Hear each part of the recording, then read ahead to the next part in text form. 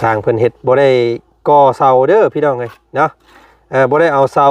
มีแต่เอาเหล็กล็อกเอาเหล็กล็อกเอาเนาะนี่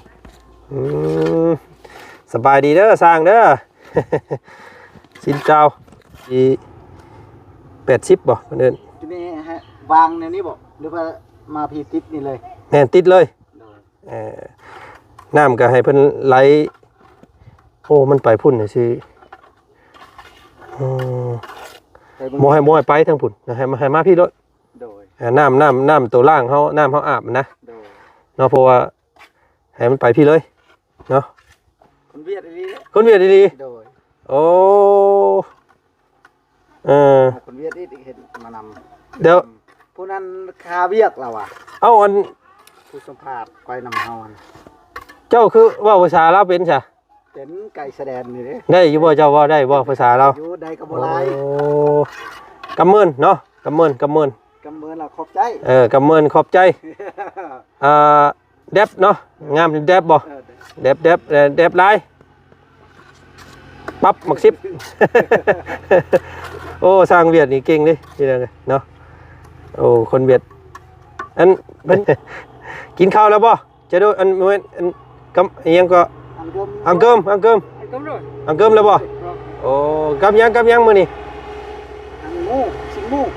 สินหมูภาษาเวียดว่าจังได๋คนเลิศเฮ็ดคนเลิศเลยดิเอียงก็ปุ่นเลินคนเลิศทิศคนเลิศและสินหมูทิศกุนเลินทิศเอาเนาะlàm xong là lấy tiền à nó không lấy tiền แล้วพ้อนแล้วพ้อนจึงเอาเงินเห็นแล้วจึงเอาเงินเนาะเอาเงินเมื่อตับได้เอาเงินเมื่อตับ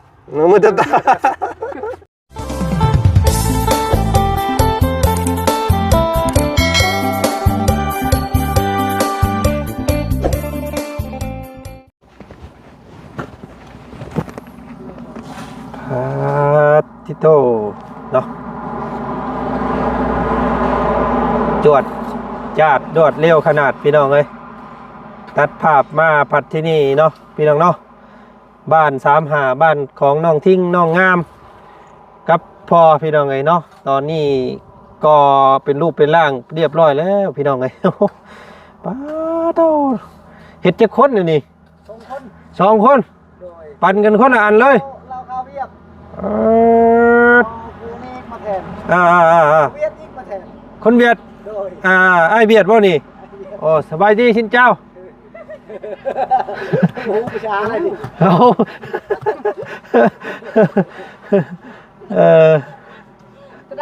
เอาให้บอกคนเวียดโอ้ยโอ้ปั่นกันคนละอันเลยโอ้พี่น้องไอ้เนาะได้สร้างเวียดมามื้อนี้สร้างไอ้เวียดเฮ็ดเก่งไหนเก่งเวียดไอ้เวียดนี่เฮ็ดงามไหลแต่พี่น้องไงเนาะตกเนาะป้า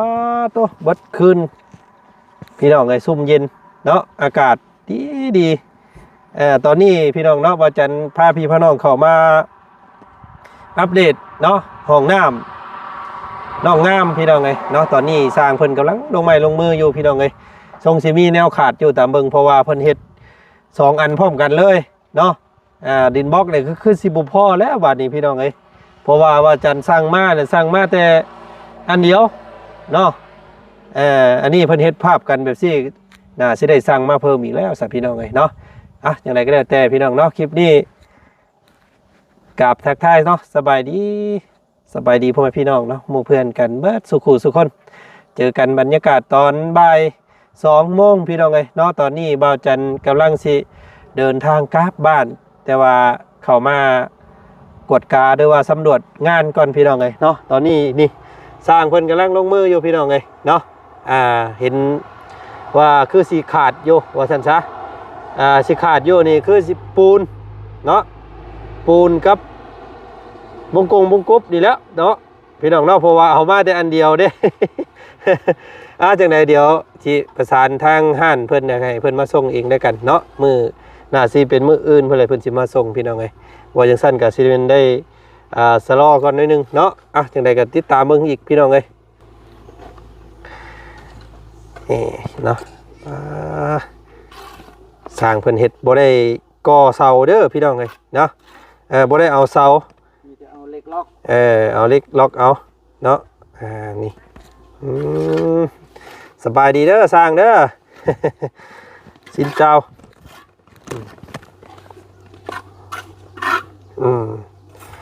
และ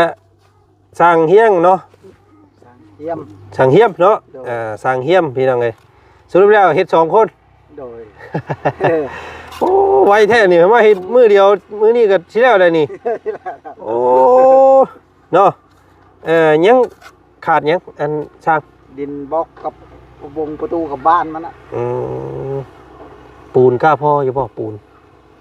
คือพออยู่คันบ่พอก็สั่งอีกนะเบิ่งก่อน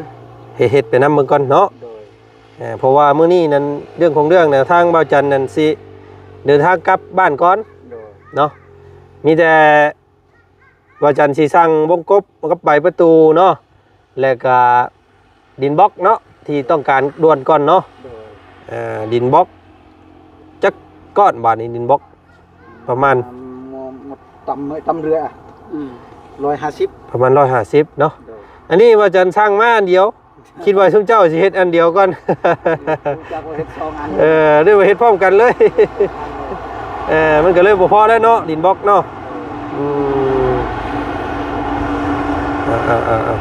เดี๋ยวว่าจันสิโทรหาเพิ่นให้เพิ่นมาส่งเด้อคำเพิ่นบ่มาส่งก็ให้เฮ็ดตามที่มีก่อนเนาะถ้าอันโถส้วมมาดิเนาะโถส้วมหมุงนี้แหละแต่ว่าให้ก่อขึ้นประมาณดินบล็อกนึงให้มันขึ้นจากหน้าดินเนาะนี่ใส่ช่างเพิ่นเบิ่งแบบก่อนเนาะจะเอาประมาณ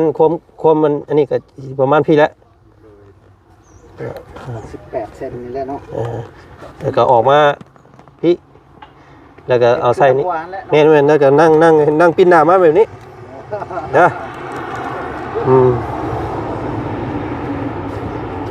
2 ก้อนเนาะพอดี80บ่เพิ่นเอิ้นทีนี้ฮะวางในนี้บ่หรือว่ามาพีติดนี่เลยแม่นติดเลย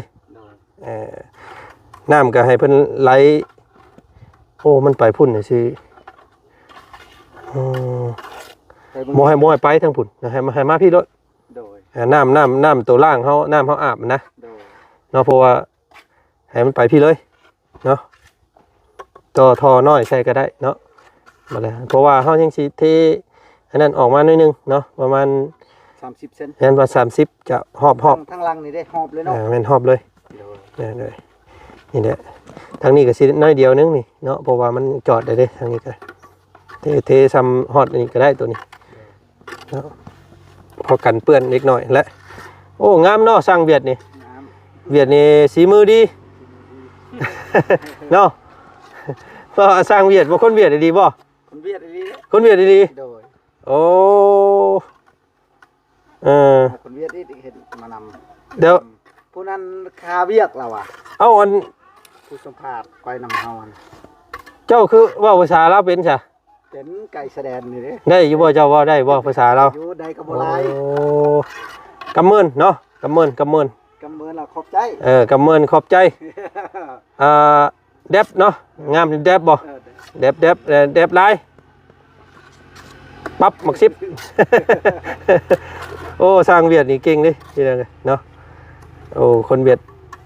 อันเพิ่นอยู่บ้านใดก่ออันดาวบ่าวโอ้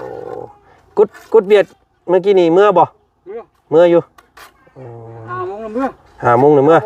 ละบ่าวเด้มื้อขับมาอีกโอ้มื้อมาใหม่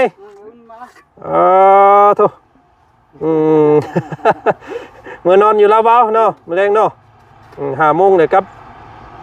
โอ้โหมันก็แล้วไวแล้วนี่ช่างจากต่างประเทศเนาะเอามาจากต่างประเทศลูกโอ้ช่างจากต่างประเทศเลยนี่พี่น้องเอ้ยงามเด้โอ้สีมือดีสร้างเฮียงยังสู่เพิ่นบ่ได้เด้นี่เนาะ เบิ่งแล้วนี่ได้จากสร้างต่างประเทศพี่น้องเลยเนาะอยากเว้าเป็นอยู่ภาษาเพิ่นเนาะภาษาเวียดนี่เพราะว่ามันอยู่ใกล้กันเนาะพวกพันงานอย่างมันจังสบาย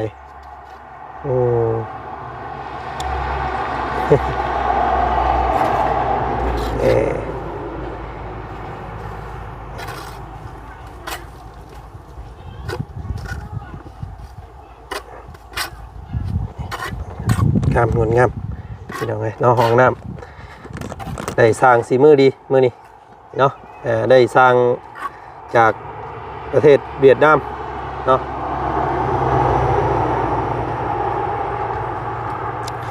และกาซิมีท่อเนาะท่อร้อยเนาะ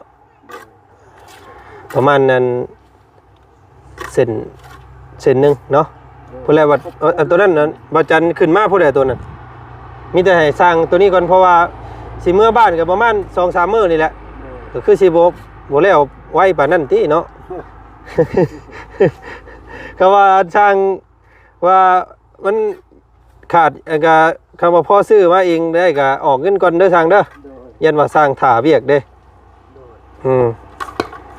ตัวไหนมันโอ้กับอยากให้ไล่ไหมมานี่ไม่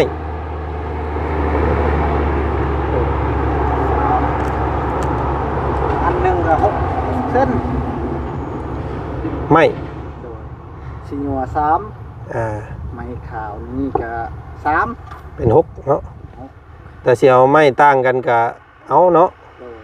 หน้า12บ่10ก็ได้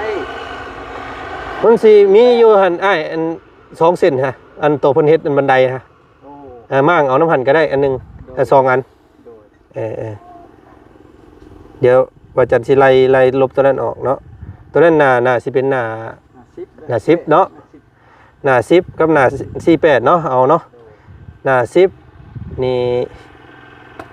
ตัวนั้น3ตัวนี้3เนาะเป็น6แล้วก็48ตัวนั้น3ตัวนี้3ก็เป็น6คือกันเนาะโอเคเดี๋ยวว่าจันสิสั่งมากับดินบล็อก150เนาะแล้วก็ประตูวงพี่น้องเอ้ยเป็นลมอีกเป็นลม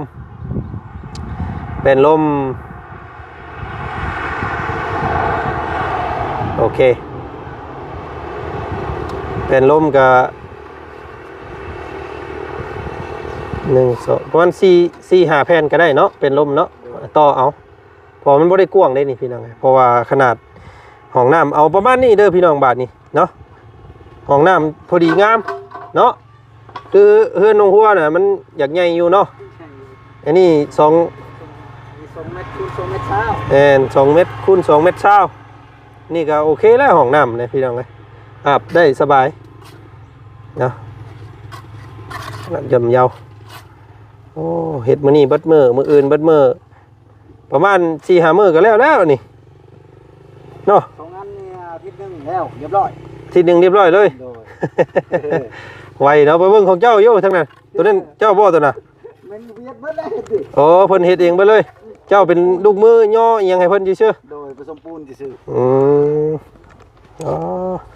นี่อันนี้ก็คักก็แล้วนี่ก็ได้พี่น้องเอ้ยเนาะประตูเข้าทางนี้โบกอีกน้ำ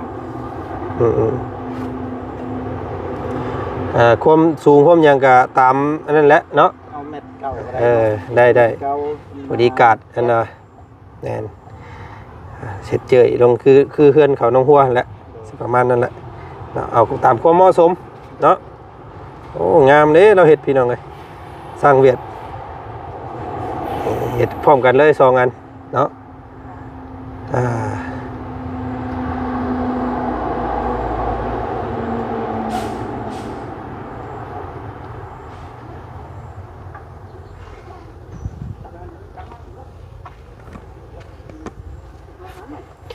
อันนี้เป็นน้องปลาเนาะเดี๋ยวอันนี้ขั้นตอนตัวนี้อันนั้นอีกก่อนพี่น้องเลยเนาะเอาไว้อีกเดี๋ยวว่าจันทร์สิสั่งดินบล็อกมาเลนมาบาทเดียวเลยให้มันนั่นก็ได้เนาะ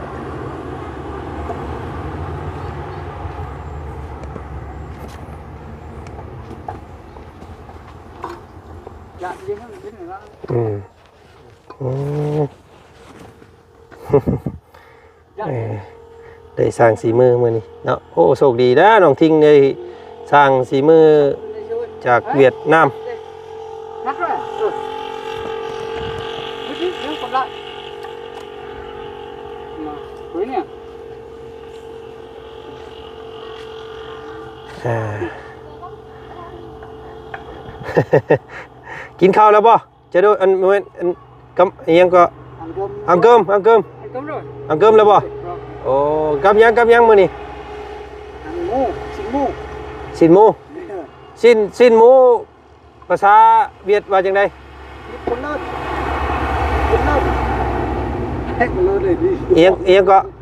ปุ่นเลิ่น con lợn thịt con lợn là xin mu ทิดกุนเลิ่น ừ. ทิดกุนเลิ่นสิ้นหมู Ừ. โอ้น้องทิงสบายดี เอ้าบ่ได้เฮ็ดเวียกบ่มื้อนี้ ครับ หยุดมื้อนี้ Ừ. ฝนตกหยุดก่อนมื้อนี้หาหิวน้ำหิวในซอยเพิ่นเด้อเสยเด้อเนาะเอาน้ำมาใส่น้องเอา Cùi. ทักเอาอยู่ห้วยอยู่นี่มันเพคักแล้วบ่ Sặc nó hao nhưng đây bậc nào bay từ lọt เห็นพ่อเจ้าว่ามันเพแล้วว่าซั่นเนาะเพแล้วให้เจ้าบอกกันในบ้านเพิ่นนี่เพิ่นสิซื้ออันแท่งน้ำมาให้เนาะแล้วให้ชุมเจ้าเตรียมเสามันน่ะเสาไม้เนาะมารอบหน้าแล้วว่าจันทร์สิแก่มาเนาะให้พากันเฮ็ดห่างแล้วก็เอาประมาณท่วมหัวเฮานี่เนาะพายังพาระบอบไปเบิ่งก่อนให้สร้างเพิ่นเฮ็ดถาเนาะแม่เพิ่นสิอันซื้อแท่งน้ำให้เพราะว่าแล้วก็เพิ่นสิซื้ออันใดไม้ให้อีกเนาะมันได้ยินพ่อเจ้าเว้ามื้อนั้นมันเพบ่พ่อโอ้มันเปิดเรื่อยเด้เฮาปิดเฮาเปิดเรื่อยแหละมันเพไว้ lọt เดี๋ยวที่นี่แม่เพิ่นอยากให้แนะนำว่าให้ซุ้มเจ้านั้นพากันเฮ็ดห่างแล้วเอาแท่งมันมาใส่แล้วเป้งใส่แท่งนั้นเวลาเล็กน้อยเล็กๆไปอาบแล้วเป้งเอาน้ำแท่งมันเนาะ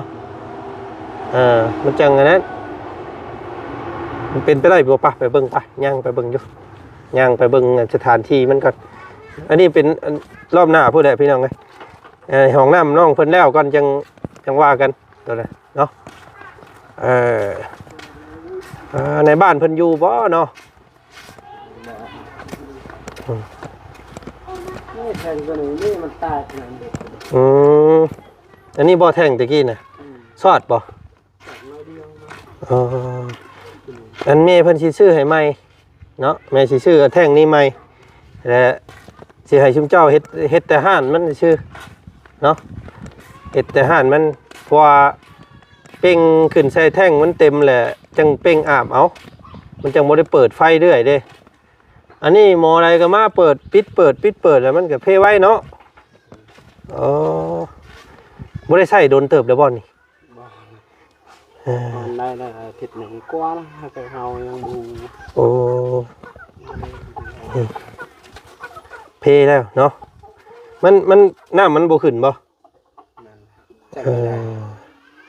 đây đâyขึ้นได้ตัวนี้ขึ้นในบ้านนี่อยู่ขึ้นลองเบิ่งฮู้แหละน้ำยังเดือหมดกาแฟ ยันมันไฟระบบไฟมันสอดอยู่ลุ่มพุ่นเนาะน้ำนี่สิบ่เบิดง่ายดอกน้ำมันหลายอยู่แล้วน้ำเพิ่นเจาะนี่มันลงเลิกบ่แม่นง่ายคือทอเพิ่นเนาะต้นมะพร้าวแม่เพิ่นเอามาปลูกตะกี้เพิ่นได้น่ะเนาะหนำจังน่ะตาย ได้อยู่ยังอยู่เนาะต้นมะพร้าวยังอยู่บ่ได้ฮดมันสู่ฮดมันไปได้สมจริงมันงามกว่านี้นี่พี่น้องเอ้ยเนาะนี่ให้เจ้าหาเสาประมาณนี้เนาะ4ต้น4ต้นเนี่ยเฮ็ดอยู่หม่องนี้เลยนี่แล้วก็เอาแท่งตั้งอยู่นี้เนาะตั้งแล้วเป่งใส่เวลาคนมาอาบมาหยังก็เป่งเอาน้ำแท่งมันจังบ่ได้เปิดไฟเรื่อยเนาะเดี๋ยวแม่เพิ่นสิซื้อมาให้เด้อให้ชุมเจ้าหาอันเตรียมหาเสานี่4ต้นประมาณนี้แหละให้ล้มกันเบิดบ้านชุมเจ้านะพากันนั้นหาเสา มาเฮ็ดห่านมันไว้ทะ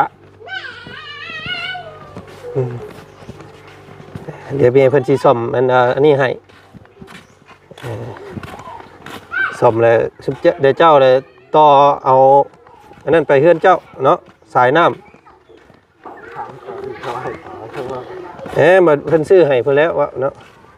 ยังจะว้าวแล้วเนาะตอน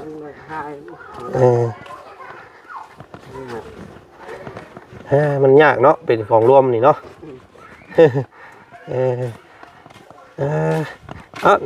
เอานี่ไปให้ช่างชูช่างเพ่เอาไอ้บุมีอย่างมาต้อนมานี่มีแต่มี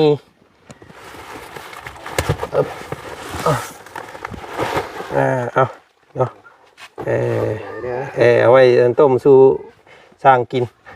ไอ้ก็กำลังสิเดินทางครับเลยพี่น้องเห็นหน่อย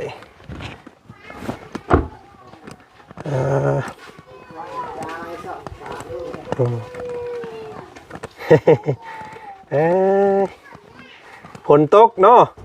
เปียกบ่เว้าแล้วนี่เมื่อคืนนี่พี่น้องเอ้ยน้องงามฝนตกเป็นที่ใดคืนนี่มัน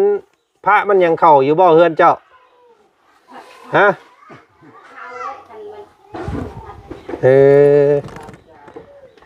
โทษเพิ่งนะพี่น้องเอ้ยเนาะนอนบ่หมอน้อยเพิ่นเนาะคักอยู่ดอกบาทนี่บ่ต้องย่านผู้ภาคผลเนาะบ่ได้หัวติหลังกะสีบ่หัวติงามแน่บัดนี้เฮือนก็ได้พี่น้องเอ้ยคักแล้วแล้วกำลังสิมีห้องน้ำบัดนี้เด้อมีแต่แล้วพี่น้องเอ้ยเนาะเฮ็ดอยู่เฮ็ดกินนี่ยังสู้เพิ่นเล็กน้อยเนาะสร้างเฮาก็3เพิ่นแล้วนี่ปูนก็คือสิบ่พอดอกเบิ่งสิสร้างปูนมาอีก5 สอบได้เพื่อไว้เนาะให้สร้างเพิ่นเฮ็ดเพื่อเพิ่นสาบเพิ่นหยังได้เทพื้นอีกดิก็ว่ายันบ่พอเนาะ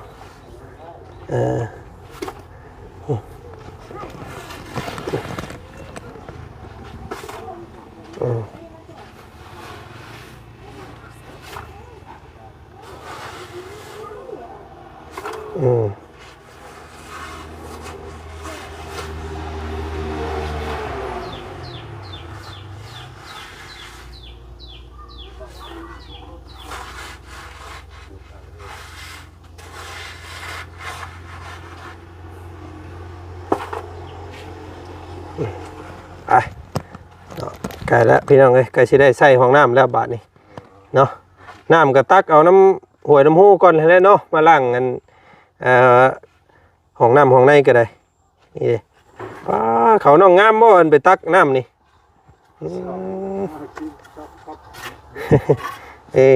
ซอยกันเนาะ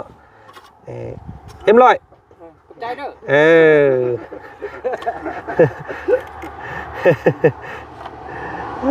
มีเมียแล้วบ่เมียจะคนเมียจะคนเมียอยู่ละเบาลูกจะคนลูกช่องคนโอ้เอาสั่งเรียบร้อยเอาพี่ทางไงเนาะเฮ็ดห้องน้ำเฮ็ดรับงานตลอดเนาะไปเลยโอ้อยู่ดาววาวอยากไปอยู่คอยไปดินได้บ่ได้บ่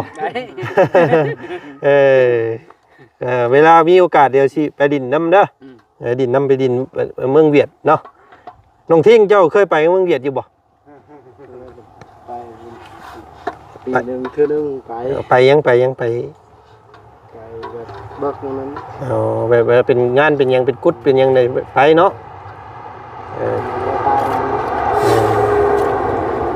ใครอยู่ไปบ่ได้เสียเงินบ่ได้ปั๊มลานบ่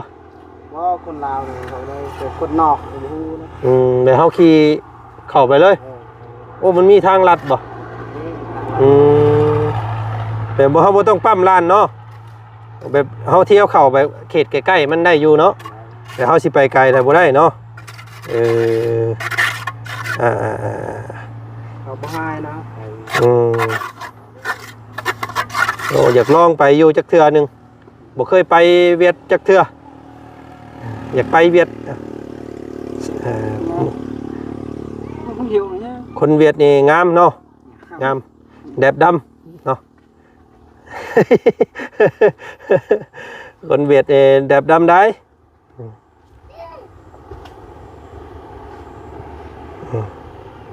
นี่ มีคนเล่าแดบ ฮะ มีคนเล่ามีแดบมีเล่าแดบ เมียคนลาวเหรองามเอ้า ดูงาม บายเว้าเนาะ คนเวียดแล้วยังงาม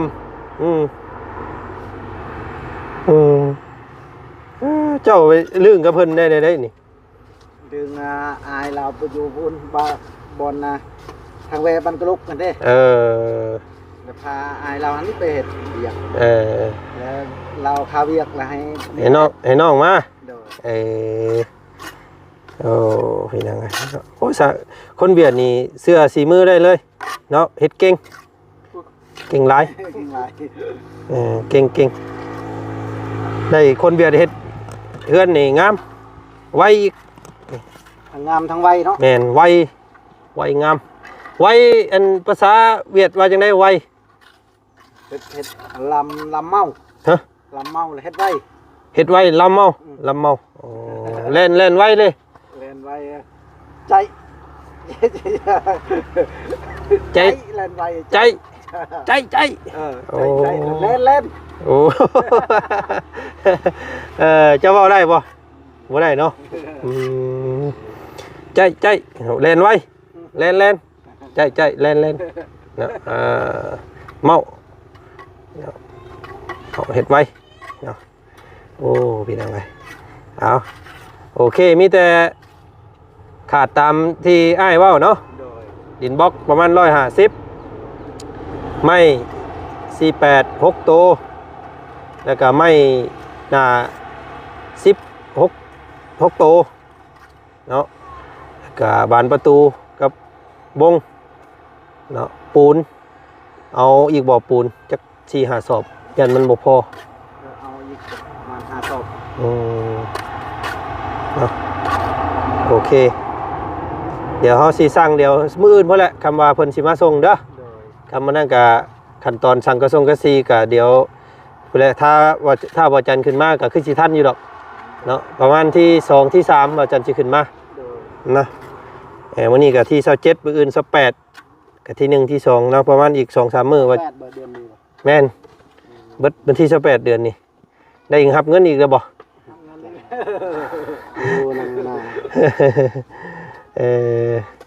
เอาจังไดก็ฝากสร้างก็จะสร้างเด้อเนาะฝากสร้างเนาะสบายดีเด้อเดี๋ยวทางว่าจันขอตัวเดินทางก่อนเนาะแล้วพุ่นว่าจึงเอาบาทเดียวเงินแล้วพุ่นไอ้เวียดอันแล้วพุ่นบอกจึงเอาเงินนี่แล้วเนาะแล้วก่อนเนาะจึงเอาเนาะlà làm xong là lấy tiền à làm xong lấy tiền leo con rồi leo con chừng ao ngân thì leo chừng ao ngân nó ao ngân mưa tấp đây ao ngân là mưa mưa tấp ô ôi vô ao ngân này tấp vô đây đấy ขอโทษเด้ออ้ายชื่อหยังชื่อเจ้าชื่อtên chi hả tên Minh dạ โอ้ชื่อมินเนาะมินจักปี không mấy tuổi hả 45 บวชลำ45 ปีอ๋อ45สร้างเชียงจักปีสร้างเชียงประมาณ30 ปลายแล้วเนาะมันเป็นบ่ซ้ำแล้วซ้ำเนาะ40 ปลายยังน้อยอยู่ยังน้อยอยู่เนาะเอาปะทะกับไอเวียดเป็นเนาะหยอกเด้อไอเด้อหักแพงขอบใจกำเมินเมื่อป้าก่อนเดี๋ยวสิมาใหม่เด้อซองคนแรกจะมาเนาะมันที่ช่องที่3มาฮอด พอดีแล้วเดี๋ยวไม่นี่เห็ดโค้งมันถ่าสักกะสีเดี๋ยวมามือว่าจันมาพุ่นแหละ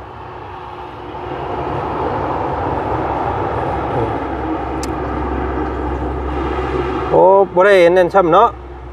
บ่ได้ใส่ตัวซ่องลมมัน สมมติไม่ได้ใช่บ่ จะก้อนใส่แต่ข้างมันก็ได้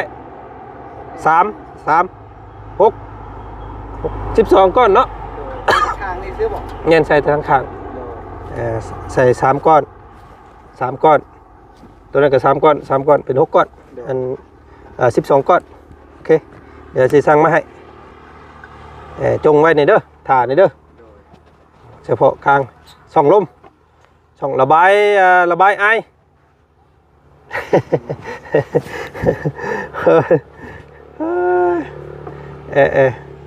โอ้ได้สร้างสีมืองามเลย ไปcon muốn là đấy หึ ไปcon muốn là đấy ไปcon muốn ไป con muốn là đây เห็นว่าหยังอันสร้าง con muốn làผู้สาวมันว่าได้มีเงินเราไปหาผู้สาวก็ได้ โอ้ ผู้สาว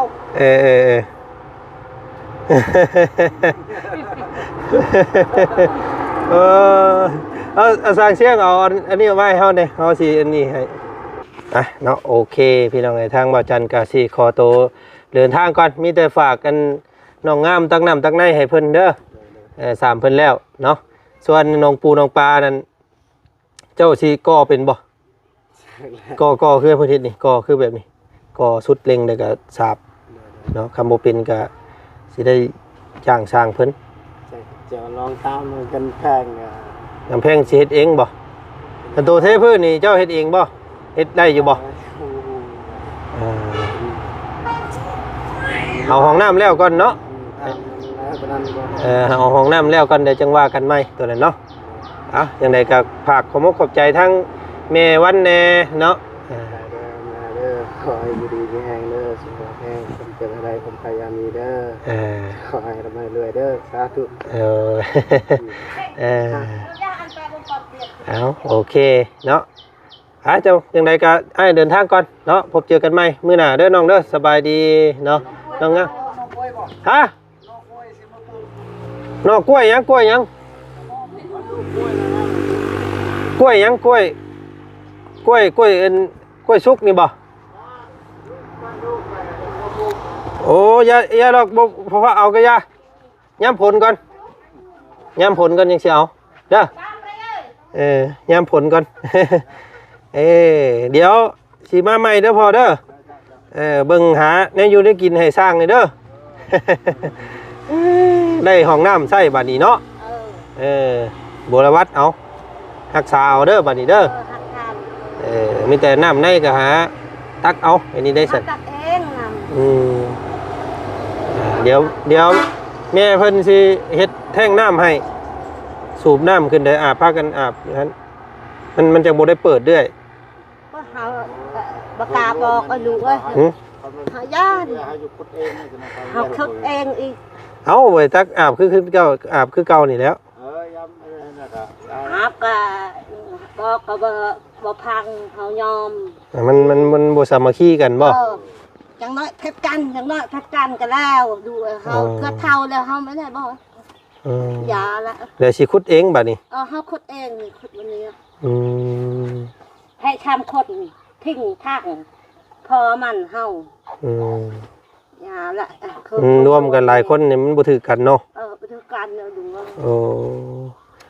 นี่ได้สัญญาณเดี๋ยวสิบอกแม่เพิ่นใหม่ซะเนาะถ้าว่าสิขุดก็สิขุดหม่องนี้บาดนี้ติแล้วเขาแอดในที่เฮาขุดแล้ว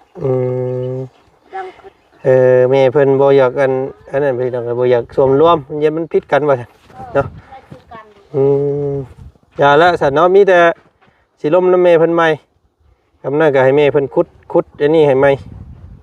เนาะคำว่าเพิ่นแม่เพิ่นสิซอยมากก็ให้ซอยตัวเรื่องตัว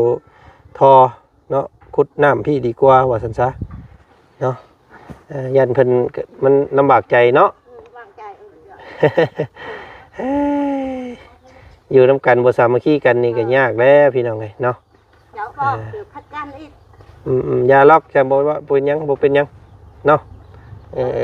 เอาโอเคเมื่อป้าก็ได้เด้อเจอกันใหม่ ไม่แห้งเลยจะ เออ